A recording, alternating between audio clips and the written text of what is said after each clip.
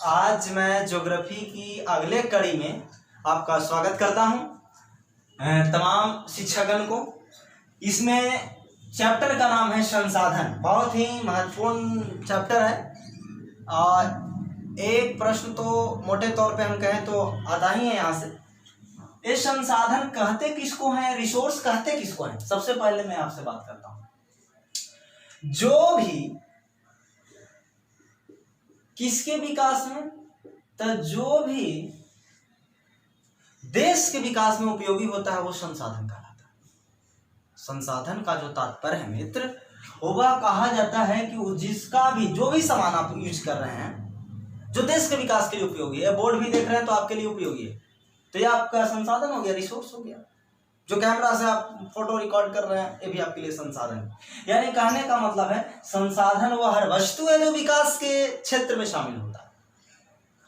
और इसमें अगर हम बात करें तो संसाधन जो है कई प्रकार के होते हैं, जैसे उत्पत्ति के आधार पर, उपयोग के आधार पर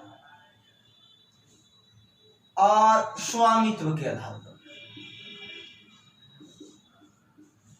मित्रों, उत्पत्ति के आधार पर संसाधन दो प्रकार के होते हैं, जैव होते हैं और अजैव होते हैं।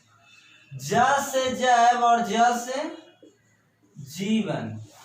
आ मतलब ना, अजैव मतलब जीवन, जिसमें जीवन ना हो। जिसमें जीवन ना हो अजैव है और जिसमें जीवन है वो जैव है। यानी कहने का अर्थ है कि जैव संसाधन वैसे संसाधन को कहते हैं जिसमें सजीव का गुण लक्षण मौजूद है, और जिसमें भी सजीव का गुण लक्षण या जिसमें भी सजीव का जो अवशेष पाया जाता है तो उसको ही हम आप जैव संसाधन के श्रेणी में रखते हैं। दूसरा हम बात करते हैं अजैव का,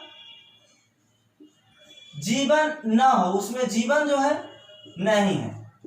आप ही बताइए कि जो भी निर्जीव है तो निर्जीव में जीवन नहीं है, यानी जो भी निर्जीव है उसमें जीव, आ माने ना, जैव माने जीवन, जो यानी कहना जिसमें जीवन नहीं है वही क्या है, निर्जीव है। यानी वह अवशेष जिसमें जीवन नहीं पाया जाता है वो अजैव संसाधन कहलाता है।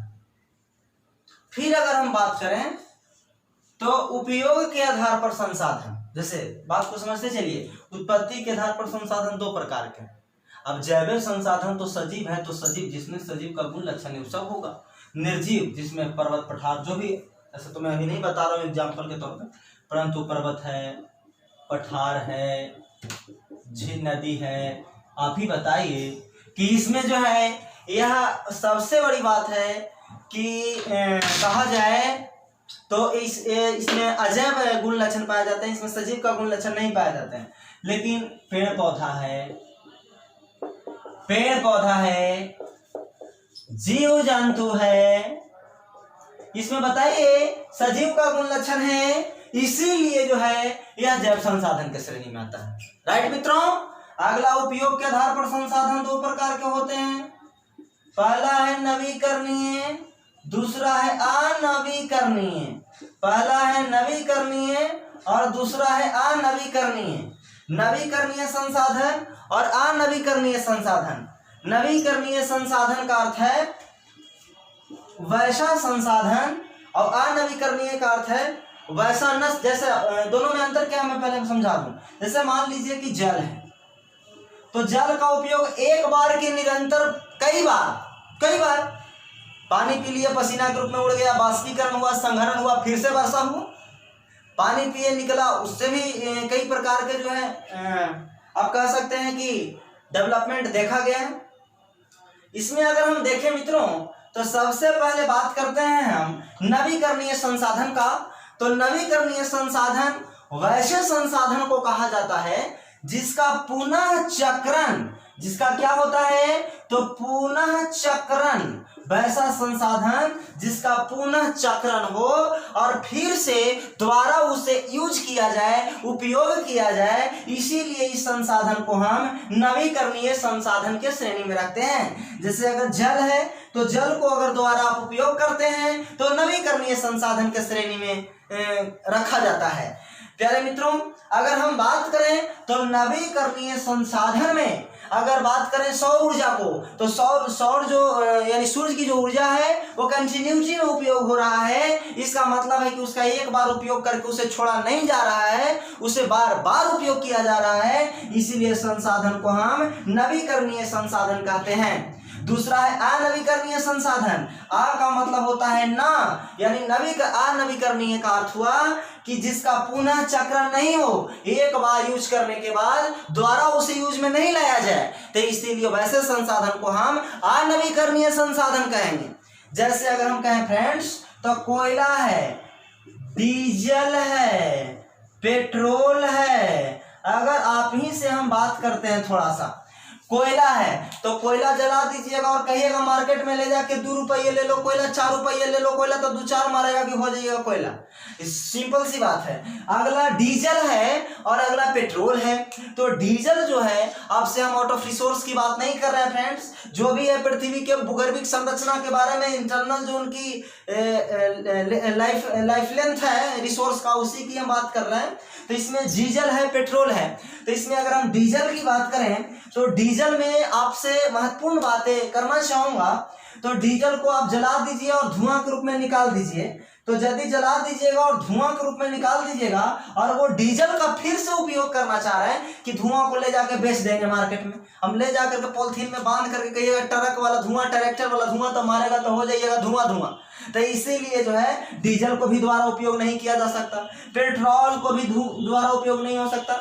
अपाची वाला धुआं आप कह सकते हैं कि स्प्लेंडर वाला धुआं, हाय धुआं, तो इस तरीके से आप दोबारा उपयोग नहीं कर सकते। तो वैसे संसाधन को हम अनवीकरणीय संसाधन के श्रेणी में रखते हैं। प्यारे मित्र, ये उपयोग के आधार पर संसाधन हुआ। आगे हम बात करते हैं तो स्वामित्व के आधार पर अगर हम संसाधन की बात करें, स्वामित्व के आधार का अर्थ है जो कि मालिकाना हक के आधार पर। जैसे अगर हम आपसे बात करना चाहेंगे तो स्वामित्व के आधार यानी मालिकाना आधार पर, स्वामित्व के आधार पर जो है, स्वामित्व के आधार पर संसाधन जो है वो 4 प्रकार के होते हैं। पहला जो होता है वो व्यक्तिगत होता है। कैसा संसाधन होता है? व्यक्तिगत होता है। दूसरा कैसा होता है? तो सामुदायिक संसाधन होता है। तीसरा जो होता है वो राष्ट्रीय संसाधन होता है। और चौथा जो होता है वो अंतरराष्ट्रीय संसाधन होता है। यानी कहने का मित्र कि संसाधन 4 प्रकार के होते हैं: व्यक्तिगत संसाधन, सामुदायिक संसाधन, राष्ट्रीय संसाधन, अंतरराष्ट्रीय संसाधन। यानी जो व्यक्तिगत संसाधन है, जैसे आप कहें जिस पर किसी निजी व्यक्ति का अधिकार हो, किसी अगर पर्सनल व्यक्ति का अधिकार होता है, निजी व्यक्ति का अधिकार होता है, वैसे संसाधन को हम कौन संसाधन कहेंगे? तो निजी संसाधन कहेंगे। जैसे आप कहिएगा मेरा कलम, तो इस पर आपका निजी मामला है जी। आपका घर ये आपका निजी मामला है जी।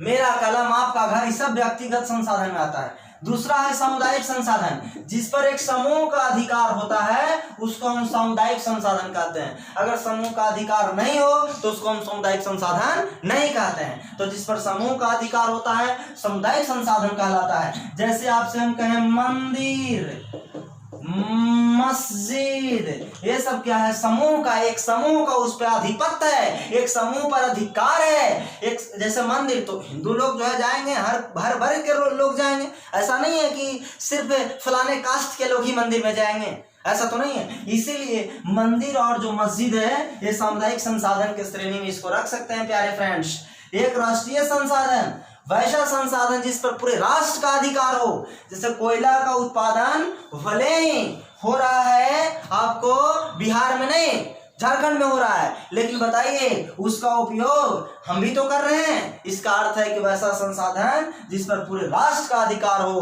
पूरे राष्ट्र उसका उपभोग कर सकता है, उपयोग कर सकता है, तो उसको हम कहते हैं राष्ट्रीय संसाधन। मित्रों अंतरराष्ट्रीय संसाधन किसको कहते हैं? हाँ, एक चीज राष्ट्रीय संसाधन में और बताना चाहेंगे। राष्ट्रीय संसाधन में क्या बताना चाहेंगे कि जो समुद्रीय तट होता है, समुद्र जो देख रहे हैं, भारत के दक्षिण भारत में जो समुद्र देख रहे हैं, तो समुद्रीय तट में 200 नॉटिकल मीटर तक आप आराम से संसाधन को खोज सकते हैं। आराम से कोई भी क्रियाक्रम करना है तो 200 नॉटिकल मीटर तक आपको कोई परेशानी नहीं है। लेकिन 200 नॉटिकल मीटर के बाद अगर कोई संसाधन प्राप्त करना चाहते हैं तो राष्ट्रीय संसाधन का विषय नहीं है, वो अंतरराष्ट्रीय संसाधन का विषय है। जैसे मान लीजिए कि 200 नॉटिकल मीटर तक यहाँ तक आ रहा है, लेकिन इसके तत्पश्चात आप ध्यान से देखिएगा फ्रेंड्स, तो इसके बाद वाला जो स्थान है वो तो नहीं आ रहा है। नहीं आ रहा है तो जिसके पास टेक्नोलॉजी होगा वो तो इधर खुदाई करेंगे और विकसित देश होंगे, यहाँ पर खोद कर करके और निकाल लेंगे और एक तरीके से उसका उपयोग करेंगे और वो और विकसित हो जाएंगे। तो आप ही बताइए, विकसित देश के लिए तो फायदेमंद ही है अंतरराष्ट्रीय संसाधन में। लेकिन अरे संसाधन पर भारत का अधिकार न होकर पूरे विश्व का अधिकार है, क्योंकि 200 नॉटिकल मीटर तक तो इसका अपना अधिकार है, लेकिन 200 नॉटिकल मीटर के बाद इसका अपना अधिकार नहीं है। इसीलिए इसको हम अंतरराष्ट्रीय संसाधन में रखते हैं कि 200 नॉटिकल मीटर के बाद का जो एरिया है उसको हम किस संसाधन में रखते हैं जी? तो अंतरराष्ट्रीय संसाधन में रखते हैं। जैसे समुद्र में बहुत सारे संसाधन का यूज किया जा रहा है विकसित देशों के द्वारा। आगे हम बात करें मित्रों तो संसाधन संरक्षण पे बात करते हैं। संसाधन संरक्षण, इसमें संसाधन संरक्षण की जो हम बात कर रहे थे, तो इसमें आपसे हम कहें तो कोई भी व्यक्ति है वो विवेकपूर्ण तरीका से अगर संसाधन का उपयोग करे, संसाधन का दोहन करे, तो आप ही बताइए यदि विवेकपूर्ण तरीके से संसाधन का दोहन होगा फ्रेंड्स, तो मैं आपको एकदम दिलासा दिलाता हूं कि किसी भी प्रकार का कोई समस्या नहीं होगा। और इसीलिए संसाधन संरक्षण का, रिसोर्स ऑफ प्रोटेक्शन का यही सबसे बड़ी उपलब्धियां हैं कि संसाधन का उपयोग विवेकपूर्ण तरीके से होना चाहिए, संसाधन का उपयोग सही तरीके से होना चाहिए। इसीलिए इसे हम लोग कहते हैं संसाधन संरक्षण, इसको संसाधन संरक्षण के नाम से जाना जाता है। और इस तरीके से मुझे लगता है कि संसाधन का जो महात्मा गांधी का एक प्रवचन भी है या वचन कह लीजिए संसाधन के बारे में। गांधी जी कहते हैं कि संसाधन होते नहीं बनते हैं, संसाधन होते नहीं बनते हैं, परंतु गांधी जी बाद में कहे। लेकिन एक और व्यक्ति है इससे भी पहले जिसका नाम है जिम्मरमैन। कभी हाँ, यही शब्द सबसे ज्यादा आपको देखने को मिलेगा। ये जो महात्मा गांधी वाला जो विचार है ये थोड़ा सा कंपटीशन लेवल पर बहुत आगे बढ़ने पर मिलता है, इसीलिए आप जिम्मरमैन ही याद रखें, क्योंकि संसाधन होते नहीं बनते हैं ये जो है जिम्मरमैन ने कहा था, उसे बनाए जाते हैं या बनते हैं। जबकि महात्मा गांधी ने आपसे एक बात और कहा है, गांधी ने कहा कि संसाधन जो है उसका उपयोग अगर निश्चित रूप में, निश्चित मात्रा में न किया जाए तो संसाधन एक दिन रिसोर्स समाप्त हो जाएगा। किस रूप में कहे थे? तो महात्मा गांधी इस कथन को, कोटेशन को क्या कर बताए थे? गांधी कहते हैं कि पेट भरने के लिए मेरे पास बहुत कुछ है, लेकिन पेटी भरने के लिए कुछ नहीं है।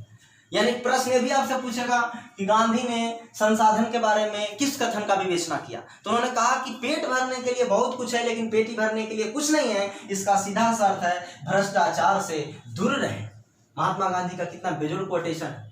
और इस तरीके से जो है आपका संसाधन का टॉपिक मुख्यतः इसी रूप में संपन्न हुआ। यह टॉपिक में इतना ही काफी है, इतना देख लीजिएगा तो एक आध प्रश्न है यहाँ से लगभग संभवतः आ जाना चाहिए। तो मित्रों इसी के साथ आपको हम समाप्त करते हैं टॉपिक को। लेकिन यूट्यूब चैनल पे आप सब्सक्राइब करें, लाइक करें और हंसते हुए कमेंट करें। चलिए बहुत बहुत